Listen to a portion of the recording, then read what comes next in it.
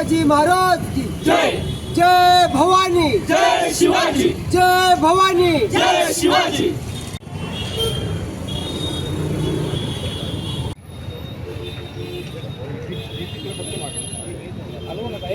शिवाजी महाराज की जय. छत्रपती शिवाजी महाराज की जय.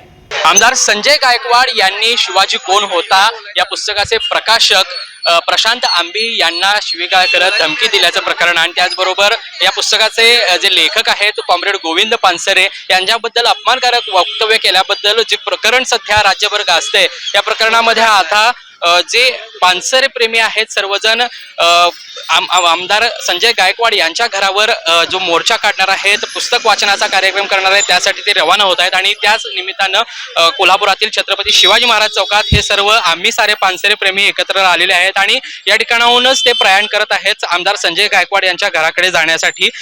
खरं तर आजच संजय गायकवाड यांनी जिल्हाधिकाऱ्यांना निवेदन देऊन एक मागण्यांचं निवेदन दिलेलं आहे, ज्याच्यामध्ये पानसरेंवर मरणोत्तर गुन्हा दाखल करण्याची देखील मागणी आहे. काय सांगता या सगळ्या प्रकरणावर आताच्या अपडेटवर? म्हणजे हा महाराष्ट्रामध्ये एक नवीनच लागलेला शोध आहे की आणि नवीनच एक प्रकार आहे की मरणोत्तर गुन्हा दाखल करणं. म्हणजे आजपर्यंत मी तरी अशा पद्धतीचं काही ऐकलेलं नाही. मरणोत्तर पुरस्कार द्या, मरणोत्तर भारतरत्न द्या असं मी ऐकलंय आणि तो ज्यावेळेला पुरस्कार जाहीर होतो त्यावेळेला त्यांचे जे वंशज असतात त्यांना ते स्वीकारायला बोलवतात. मग आता समजा त्यांनी मरणोत्तर गुन्हा पानसरेंवर दाखल केला तर मग ते नेमकं कुणावर करणार आहेत? ह्या स्मिता पानसरे सध्या इथं उपस्थित आहेत, त्या त्यांच्या कन्या आहेत, इथं पानसरे साहेबांचे जावई उपस्थित आहेत की त्यांच्यावर करणार आहेत. म्हणजे नेमकं कुणावर गुन्हा दाखल करणार? म्हणजे हा जो मूर्खपणा जो आहे तो ज्यांचा पुस्तकाशी काही संबंध नाही, शिक्षणाशी काही संबंध नाही, अशा लोकांचे हे पराक्रम सगळे सुरू आहेत. त्यामुळे या एकूणच सगळ्या गोष्टीचा मी निषेध करतो. आज कोल्हापुरातून आम्ही निघतोय कारण की ते दुसऱ्या दिवशी येणार होते. एकूणच त्यामध्ये अजूनही मागण्या आहेत की प्रशांत आंबी यांना अटक करा, त्या पुस्तकाला विदेशातून फंडिंग होते का काय हे देखील तपासा, अशा मागण्या आहेत. आम्ही ते निवेदन वाचलेलं नाही त्यामुळं मी अगोदर ते निवेदन वाचतो. मला ह्या दोन मागण्यात मी मीडियामध्ये बघितल्या आणि राहिला विदेशातला फंड तर त्या फंडची वगैरे आम्हाला काही गरज नाही. अशा पद्धतीचे म्हणजे अजून नवीन नवीन जोक महाराष्ट्रामध्ये तयार होत राहतात. पानसरे यांच्या कन्या देखील आहेत, आपण त्यांच्याशी देखील बातचीत करू. काय नेमकं याबद्दल सांगाल? जी मागणी केलेली आहे पानसरेंवर गुन्हा दाखल करण्याची, एकतर त्यांनी एक मागणी केली आहे की या पुस्तकावरती बंदी घाला. मला असं वाटतं की त्यांनी मागणी केली आहे त्याबद्दल त्यांचे आभार मानायला पाहिजेत. कारण जेव्हापासून त्यांनी या पद्धतीची मागणी केली आहे आणि या संदर्भातचा वाद निर्माण झालाय तेव्हापासून या पुस्तकाचे विक्रमी खप व्हायला लागलाय. संपूर्ण महाराष्ट्रभर पुस्तकाला प्रचंड मागणी आहे आणि त्या निमित्तानं जनतेचं जे प्रबोधन करणं गोविंद पानसरेंना अपेक्षित होतं ते प्रबोधन मला वाटतं की या पुस्तकाच्या माध्यमातून आता होईल. जनतेला नेमका खरा शिवाजी कोण आहे ते नेमकं जनतेपर्यंत पोहोचवण्याची एक कामगिरी होईल. दुसरी गोष्ट त्यांनी मरणोत्तर गुन्हा दाखल करायचा असं सांगितलेलं आहे. आताच जसा प्रशांत आंबी म्हणाला तसा हा शब्द आपल्या सर्वांसाठीच खरं म्हणजे नवा आहे. पण मग कॉम्रेड गोविंद पानसरेंचे जे खुनी आहेत ते खुनीच गेली 11 वर्ष हे शासन शोधायचा प्रयत्न करते. खून करणारे सापडलेले नाहीयेत. खून ज्यांना करायला लावलेला आहे त्यामागचा मास्टर माइंड कोण आहे तोही अजून यांना सापडलेला नाही आणि आता हे पुन्हा मरणोत्तर गुन्हा दाखल करा असं म्हणतायत.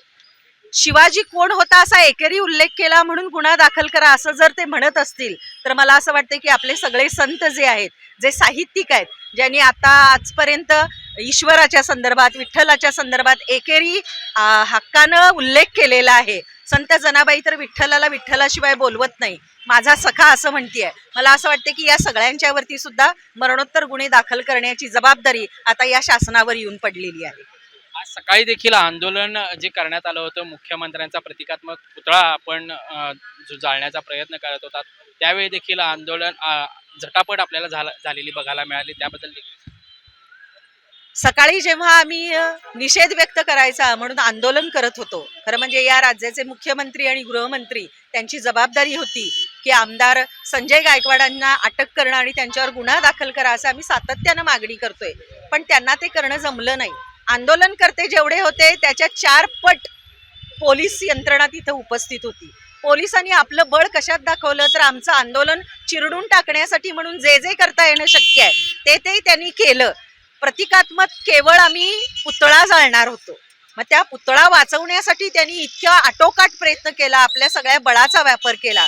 मला त्यांना एक प्रश्न विचारायचा वाटतो, आपल्याकडे इतकं चांगलं बळ आहे पोलीस यंत्रणेकडे, तर हे बळ आमदार संजय गायकवाड यांना अटक करण्यासाठी का वापरत नाहीये? त्यांनी ते बळ अटक करण्यासाठी आणि त्यांच्यावरती जो आम्ही दखलपात्र गुन्हा दाखल करा असं म्हणतोय त्यासाठीचे जे 29 आम्ही त्यांना कलमं लावून दिलेली आहेत ती सगळी कलमं जशीच्या तशी त्यांनी लावून दाखवण्याचं बळ जर दाखवलं तर मला असं वाटतं की कोल्हापूरच्या या पोलीस यंत्रणेचा सगळेजण जय जयकार करतील. मात्र आता तुम्ही त्यांच्या घराकडे निघालेला आहात, कूच करत आहात, तिथे देखील जाऊन शिवाजी कोण होता पुस्तकाचं वाचन करण्यात येणार आहे. त्या ठिकाणी देखील पोलीस जर आले तर काय सांगाल, कशा पद्धतीने असेल? त्या ठिकाणी पोलीस येणार का नाही तर या सगळ्याचं उत्तर आपल्याला माहित आहे. त्या ठिकाणीही पोलीस येणार, आम्हाला विरोध होणार, पण आम्हाला रस्त्यावरची लढाई लढायची सवय आहे. त्यामुळे तिथेही पोलिसांनी जरी आमच्यावरती दबाव आणायचा प्रयत्न केला तरी सुद्धा आम्ही सर्व कार्यकर्ते तिथे जाऊन शिवाजी कोण होता या पुस्तकाचं वाचन करणारच आहोत.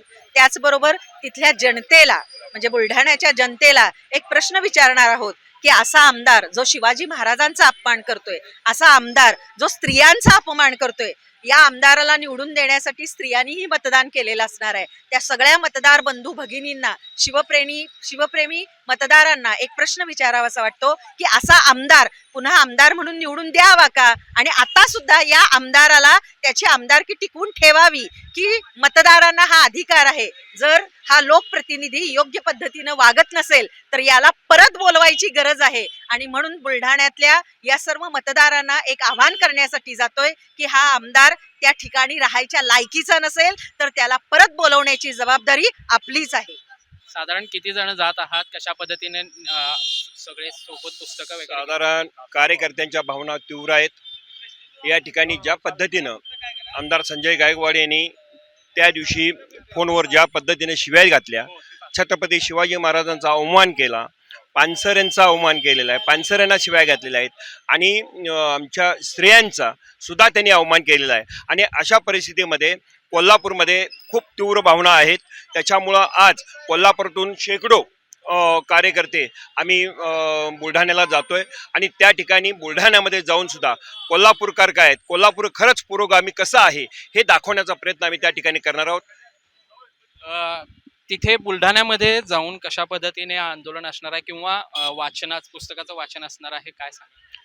हे पहा, आता संजय गायकवाडनं जी काही परिस्थिती आणि त्याच्या पाठीमागे सूत्रधार एकनाथ शिंदे आणि देवेंद्र फडणवीसांनी जी केलेली आहे याच्यामुळे महाराष्ट्रातले सर्व विरोधी संघटना, धर्मपेक्ष संघटना एकत्र झालेल्या आहेत आणि त्यामुळे प्रचंड मोठा हजारोंच्या संख्येनं तो मोर्चा होणार आहे. संजय गायकवाड हा एक व्यक्ती नसून ती एक प्रवृत्ती आहे, ती एक राजकीय संस्कृती आहे आणि ती महाराष्ट्रामध्ये डोकं वर काढण्याचा प्रयत्न करते. हे डोकं वर काढताना त्यांना अडसर जो आहे शिवाजी महाराजांचा आहे, त्यांच्या वारशांचा आहे, त्यांच्या विचारांचा आहे आणि म्हणून आडमार्गाने केवळ नावासाठी, शीर्षकासाठी म्हणून ते काय करतात, विरोध करण्याचा प्रयत्न करतायत. पण खऱ्या अर्थाने शिवाजी महाराजांच्या विचारांना त्यांचा विरोध दिसतोय आणि म्हणून ते सांगत होते की घर में घुस के मारेंगे म्हणून. आता आम्ही त्यांच्या घरात घुसून या पुस्तकाचं वाचन करणार आहे. 9वी पास का 8वी पास व्यक्ती आहे हा, याला कशातलं काही समजत नाही आहे. विधिमंडळामध्ये बोलायची संधी यांना असते, जे काही बोलायचे विधिमंडळाने बोलायला पाहिजे.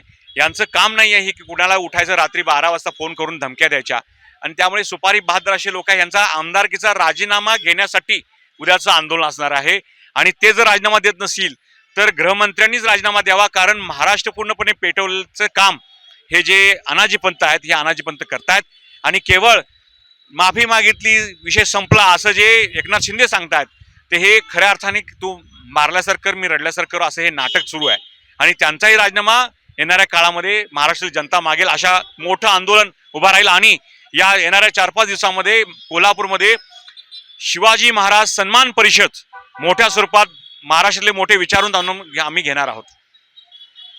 तर आपण बघितलं की कोल्हापुरातील जे पानसरी प्रेमी आहेत ते या ठिकाणी छत्रपती शिवाजी महाराज चौकातून आता बुलढाण्याकडे कूच करतायत आणि संजय गायकवाड यांच्या घरावरती जे शिवाजी कोण होता हे पुस्तक होतं त्याचं वाचन केलं जाणार आहे. त्याचबरोबर जी मागणी करण्यात आलेली आहे आमदारांच्या राजीनाम्याची आणि त्याचबरोबर आपल्या राज्याचे गृहमंत्री देवेंद्र फडणवीस यांच्या देखील राजीनाम्याची मागणी या निमित्ताने करण्यात आलेली आहे. या प्रकरणी अजून काय अपडेट होतात हे देखील पाहणं आता महत्त्वाचं ठरणार आहे. महाराष्ट्र टाइम्स ऑनलाईनसाठी साईप्रसाद महेंद्रकर, कोल्हापूर.